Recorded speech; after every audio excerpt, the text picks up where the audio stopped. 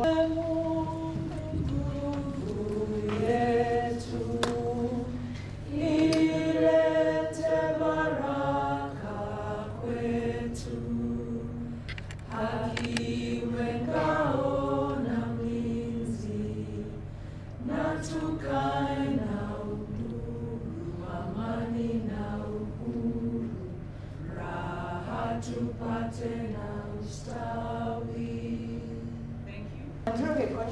the National Coordinator with the Institute for Social Accountability, and we are holding this meeting in conjunction with the Katiba Institute and the Law Society of Kenya. The Institute for Social Accountability focuses on local governance, and our aim is to build up strong public engagement in local governance to strengthen citizen voice, to ask the correct questions of their members of parliament.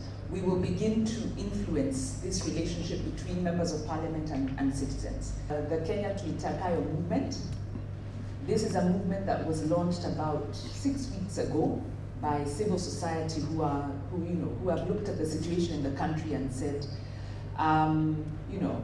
we need fundamental change, we need a fundamental shift of power, and we need a movement where citizens become aware that we cannot continue how we are. Working at the local level, working with county governments, looking at how they can respond to citizens on service delivery issues.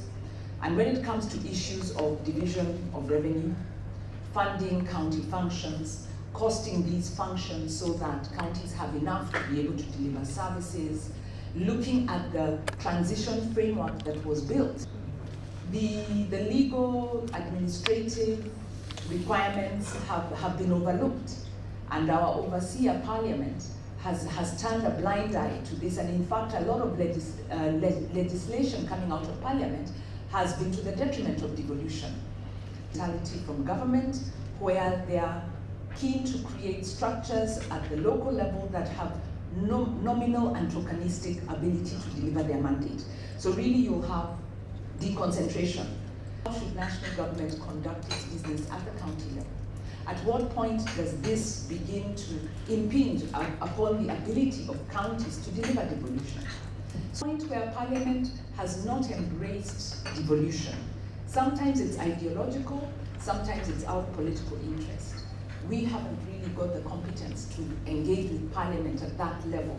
About how you have the balance between what citizens say and what government must do. And what strikes me about Makueni is that the governor has to negotiate, has to convince at the ward level.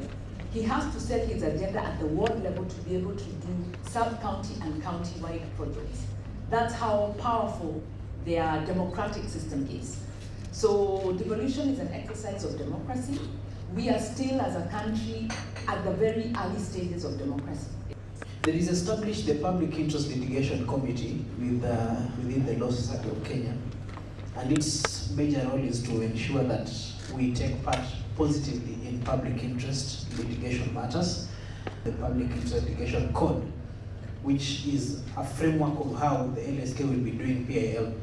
So it's important that advocates take a leading role towards enforcement of the 2010 Constitution. It happens that one of them is actually absent, that is to say it's lacking, that is to say the legislative process is not proper, it is not compliant with the law, the Constitution, the rule of law, equity, equitability, separation of powers, then that law is not good law.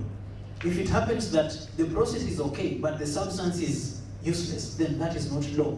If there is duplicity of effort, and the cost is coming back to the citizens, then ultimately we are having a law that is repugnant to the Constitution. We are talking about a constitution without constitutionalism, whereby we are not complying to the rule of law. We will partner with every institution that seeks to protect the Constitution, because it's about time advocates took an active role in the same. Our governance was so centralized that some areas in this country never saw in their lifetime any government project in their area. But when the parliamentarians were able to come in through the Constituencies Development Fund of 2003, all of a sudden they are seeing some schools being built, dispensaries being refurbished, and that gave a lot of political mileage to politicians by saying, you see, the government has been forgetting you, but look what I have done for you. Senate and National Assembly and the MCAs who form the county assemblies should not participate directly in executing executive functions. They make law, they oversight, full stop. That is supposed to be their mandate. Get conservatory orders that first time, stopping the disbursement of the 10.1 shillings as we waited for the court to hear the case. The CDF Act was set up, was violating principles on devolution, principles on rule of law, accountability, and it was also violating principles in terms of public finance. Development Fund said they can do any project as long as it's not religious-based or of a political nature. So that's so broad because it means that they can do anything else that does not touch on religion and political or partisan ends. We again had to challenge the new law because it was not fully compliant with the judgment as provided in February. KAJ recognizes that the Court of Appeal has a duty to interpret the Constitution. Important that devolution is one of the national values and principles of governance. So the Court of Appeal is confronted with an appeal on the question of devolution and the economic, the social, the cultural context surrounding the CDF. The concentration, that is the weakest form of decentralization. It redistributes decision-making power from the center to other people who are still responsible to the central government.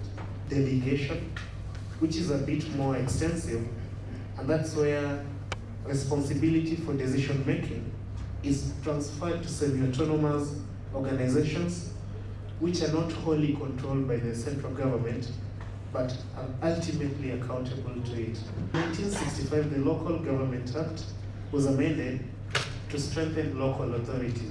So the majimbos are gone, but we have local authorities and the attempts to strengthen these local authorities. In 2003, the Constituency Development Fund was introduced as a part of fiscal decentralization. So that's how we get to CDF. Jurisdiction as the ultimate authority on what the law is. If the speakers say that this bill does not concern counties, and they are wrong in that, they're plainly wrong, does it mean that the court cannot revisit that as an interpretation question? Even in that Mabari case, Chief Justice Marshall says that it's still the place of the judiciary to decide what the law is. And the Supreme Court of the US still reserves for itself the power of judicial review. In Kenya, we have Article 10, which binds all courts whenever they apply to interpret the Constitution or any law. This is a travel balloon legislation to try and see the MPs. They're trying to see what they can get away with. If they can get away with this, the Constitution must have some organizing principles, some foundational principles, critical pillars, values that informs its formulation or its enactment. That must be there. There must be a reason why Ugandan Constitution is as shallow as it is, and some historical context that informs the inclusion of what we're reading in that Constitution. So if you want to understand it better, sometimes it's good to look at the text, sometimes it's good to look at the conversations around the Constitution. The pathway for dispersal of power has been defined. It is known. We can't just have a chaotic expansion of what dispersal is just because you want to disperse power and resources. Public participation, separation of powers. You see, these things, these are some of our unique features of the Constitution that if you were to interfere with them, then you would not know the Constitution 2010 as you know it today. It has not authorized Parliament to destroy its core commitments. It has not. Can you frame that within the predictable pattern or pathway in the Constitution? Otherwise, if you do something that manipulates the Constitution, we are duty bound to reject it. The executive at the national level and the county level have the mandate to implement development programs. Any adjustments must strengthen collaboration, reduce dispute and sabotage. And the rules intend to deepen democracy, accountability, decentralization, human rights, independence of key institutions collectively. Let us alter for improvement, for consolidation, for clarity, not reversal. Then how do you give way forward? Can we now, how would you like this disbursed? And if at all, is it necessary? Because you also have to look at the point of duplication. No one can declare the Constitution unconstitutional. Will that amendment have already formed part of the Constitution and will we be declaring the Constitution unconstitutional? Or at what stage are you saying that that amendment can be declared unconstitutional? What can the LSK do, or what can advocates do, or the judiciary do, so that there's actually power behind that ruling? Some people are looking at our devolution as merely decentralization, and therefore, when they are trying to graft policies, laws, and all that, they are dealing with the county governments as just those other little things we can give them what we need. So in this particular presentation, I start by asking, we need to ask the questions. One, did Kenya's devolution leave the country as a unitary state, or did it change the country? Number two, is Kenya's devolution mere decentralization in a unitary state? And interdependency of national and county governments is provided for through a devolution model that rests upon a unitary rather than a federal system of government. The devolved system in Kenya is based on a unitary system of government that decentralizes key functions and services to the county unit. The Kenyan state model is not federal in nature and does not envisage the workings of a county as a politically and financially independent state. It is quite obvious and indeed clear from the foregoing that although Kenya is a constitutionally devolved state, it does not have a federal constitution, and that the county governments are not independent but semi-autonomous and an integral part of the unitary state, exercising delegated sovereign power for purposes of governance. Look at our Constitution, Article 235. You will see that our counties are actually given power to establish their own public service. Now, Professor Larsa says that decentralization implies the existence of a central authority, a central government. Lawyers play a crucial role in assisting the courts in shaping the direction to be taken as they innovate with these new remedies. And they must find a constitutional violation. Then the judge does not merely decide legal issues and put an end to the proceedings. Instead, when there is litigation resulting in a structural injunctive orders, courts direct the legislative and executive branches of government to bring about reforms. If the size of our budget is increasing and we have two levels of government, there should be, it may not be exactly the same, but there should be a correlation between the increase in size of our budget and the increase in the allocations to counties. Just to create new economic centers. Devolution was not just about government. It was also about that when you go to West Pokot in Kapenguria, you find a vibrant economic system which is surviving from the impact of devolution. Legislation. We are not even talking about national legislation that affects counties. We're talking about county legislation will be superior to national legislation in certain circumstances.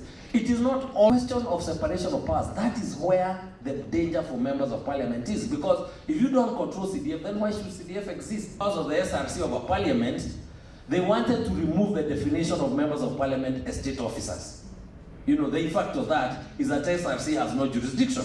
This amendment, we will strike it out on the basis of unconstitutionality of a constitutional amendment, and also serve it on the Attorney General. And I think this is how progressive judges facilitate the progressive realization of the intentions of the Constitution. Thank you very much.